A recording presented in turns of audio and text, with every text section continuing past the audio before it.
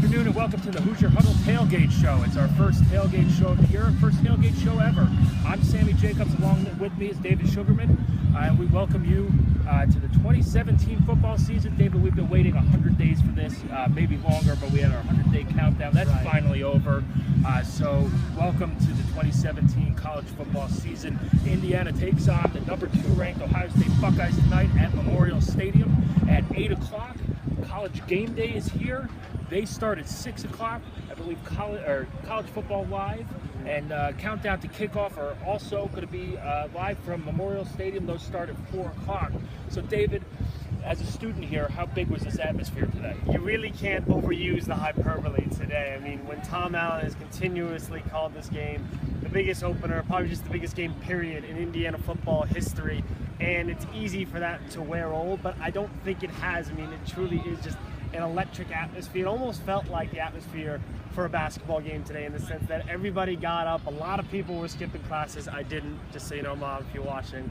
But in all seriousness, it just had a really electric atmosphere, and just any number of things and any number of storylines, whether it's game day coming, it's a chance to make the big upset. I know we don't want to talk a lot about it because it's been beat to death, but the Tom Allen, Kevin Wilson thing is a sexy storyline that a lot of people are going to be talking about. So for any number of reasons, this is just a really electric atmosphere in Bloomington today. Yeah, and you have former IU coach Lee Corso coming back as part of College Game Day. He's getting the Bill Orig Award for dedication as a non-IU alumnus as well. We talked to him this morning, and he got really emotional about his time at IU. He clearly loves the school, loves Bloomington, is excited for this game.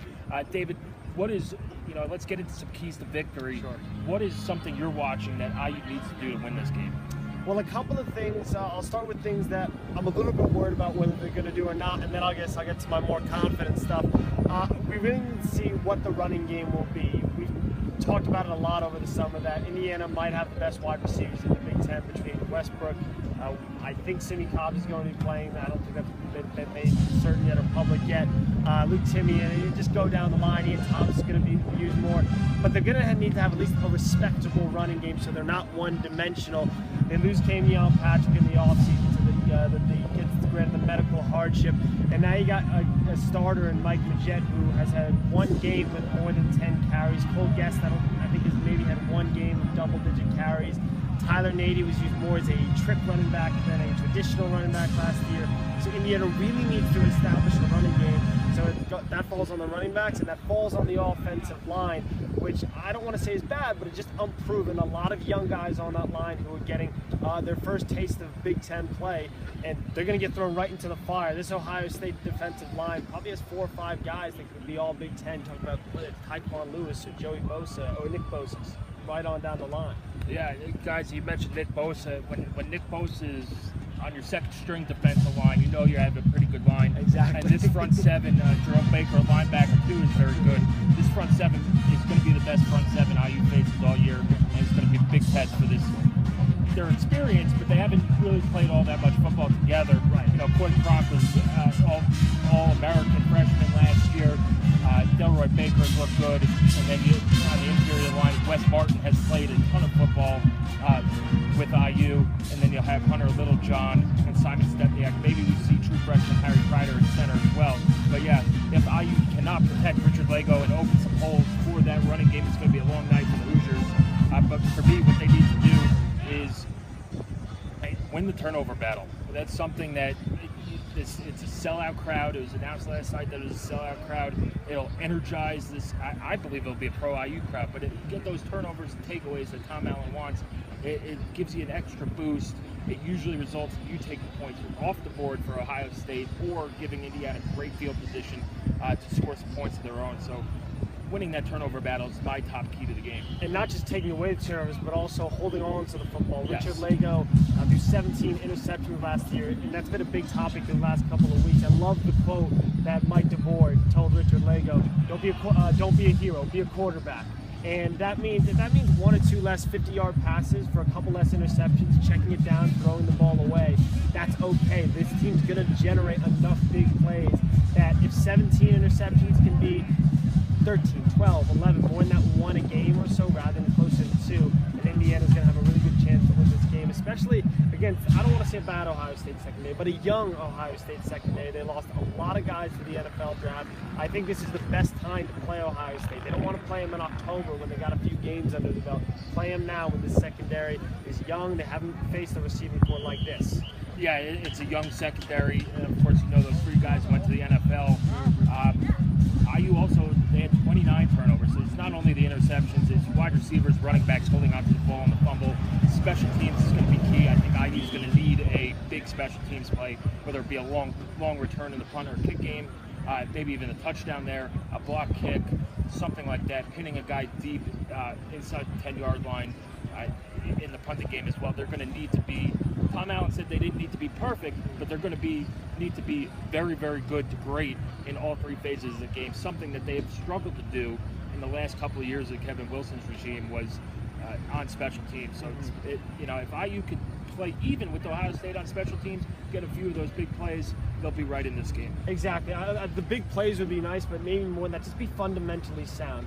If you need to call for a fair catch, call for a fair catch, and worry about plan A before you worry about plan B and try and make the big play. Because last year, it wasn't just a matter of missing the big play.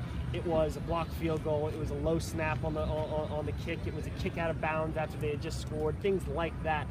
They can't afford to make those mistakes tonight. When you're playing the number 2 team in the nation, the margin for error is this big. Yeah, and sometimes the biggest play on special teams is just catching the ball. Exactly. And you see that in punt returns all the time, keeping the ball in bounds. Hopefully Griffin Oaks has worked out whatever issues were ailing him last year to this year, where he's back to kicking the ball out of the back of the end zone and becoming clutch again in those field goals, where he was only 6 for 26 last year. Right. And after that missed pinstripe hole game kick, it kind of switched his turn. So, any other keys that IU needs to do for this game? I think it's going to be a season-long thing, but would love to find out who it could be tonight, is who's going to pressure the quarterback on the defensive line for Indiana. This secondary is one of the best in the Big Ten with Rashard Fan, Marcelino Ball, Ashawn Riggins is going to have, I think, a really solid season. But if they're not going to get pressure on the quarterback, it doesn't really matter. Because these receivers will run around and eventually find an open spot. So I think they're going to have to find a way to get pressure on J.T. Barrett. I know he doesn't have the greatest arm in the world, but he's got a good enough arm. I know he had a bad game against Indiana last season, but they got to find a way to at least knock him down, get in his face a couple of times, and it has to happen early. I think that's one of the big things. Indiana has to get off to a good start and just sort of dictate the tempo.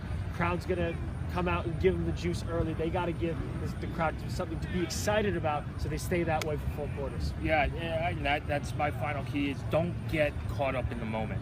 This is a huge moment. It's something that is probably unprecedented, at least in my time at Indiana, is that you have game day here, you have a sold-out crowd to open the season, the energy is going to be high. Don't get lost in that moment.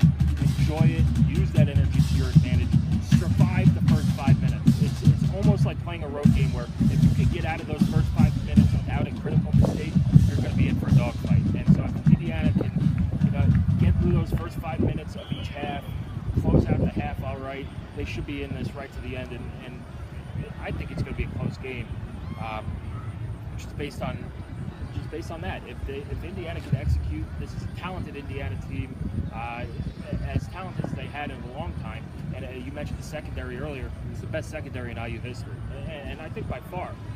Overall depth, overall talent is really, really good.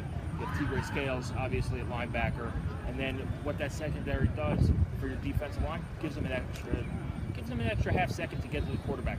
They need to ultimately get to the quarterback, but having a secondary like IU has gives them a little bit extra time to get there, where they'll obviously miss Lyle Sykes and guys like that, but it should give them a little bit more leeway to get to the quarterback.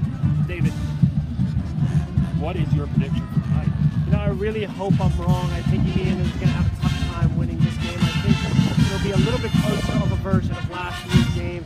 I'll put a score on it, 38-24 Ohio State.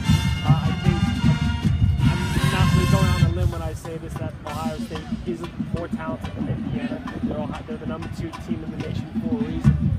Indiana doesn't need to win this game. Obviously, we've harped on it all summer. Certainly come out and as the breakthrough, it would be a great way to start. I hope I'm wrong, but I'm going to go with 38-24 Ohio State. I'm similar with you. I think IU's going to be in this game, and I really want to pick them to win as a fan.